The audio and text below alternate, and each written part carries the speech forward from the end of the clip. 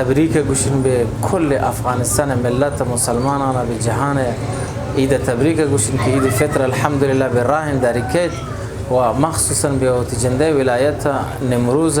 عيد تبريك قوشن الحمد لله كي ولاية عيد بخوشي وسلامتي وشادي وأمنية الحمد لله ديمار الله تعالى شيشيم بيشتروا جيترتر كانت كما شهر شيزا الحمد لله راضيا. إذا ملة أفغانستان مخصوصا نمروز كي إذا الحمد لله نتعصب وجود نتعصب لساني وقومي باهم دیگر روزای عید که وچش هم دیگر خوشحالن نیاز نیند که کسی هم دیگر درست کند هم مکن یک دیگر که سر جنن شام دیگر خوشحال هستن حق بیلی کنن یک دیگر موافق کنن. سلام به مردم افغانستان، شما عید مبارک. خدا کن که عید خوش خوب داشته بید. این عید پشما تبریکی گوشی مردم نمروز په عید خاطر باز آمادگی گرفتن. خدا را شکر پزا امنیت تمام چیز است.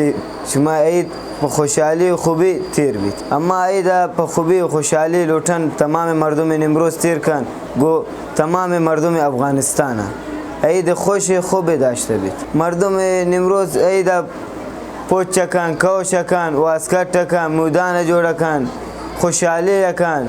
امنیت تمام خدا را شکر راضی. دکان بندن روان گسا نه ابر نه چیزی. خدا را شکر شما چیزا امنیت راضی.